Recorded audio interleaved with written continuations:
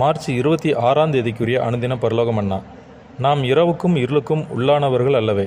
ஆகையால் மற்றவர்கள் தூங்குகிறது போல நாம் தூங்காமல் விழித்து கொண்டு தெளிந்தவர்களாய் இருக்க கடவோம். 1 தெசலோனிக்கேயர் 5ஆம் அதிகாரம் 5-6 வசனங்கள்.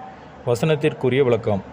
ஓர் உண்மை கிறிஸ்தவன் கிறிஸ்துவின் சீஷனாக இருந்து அவர் உபதேசங்களை கேட்டு நடப்பானேயாகில் 1000 வருட தேவ ராஜ்யத்திலே மகிமையும் கீர்த்தியும் சாகாமையும் உள்ள ஒரு ஸ்தானத்தில் வைக்கப்படுவது நிச்சயமானது. இதனால் இவர்கள் அடிக்கடி சிட்சிக்கப்பட்டு எச்சரிக்கப்படுவதும் அசதியாயிராமல் விழித்திருக்க உணர்த்தப்படுவதும் அவசியமானது. இந்த எச்சரிப்பு தூங்குகிறவர்களுக்கோ உலக சிற்றின்பமான மயக்கமுள்ளவர்களுக்கோ அல்லாமல் ஆவியிலே ஆர்வமுள்ளவர்களாக தேவ ஊழியத்தில் ஈடுபட்டு வரும் ஊழியர்களுக்கே உரியதாகும். தங்களை முற்றிலும் தேவ சித்தத்திற்கு நெருங்கி ஜீவிக்க செய்வதே இவர்கள் ஊழியமாக இருக்க வேண்டும்.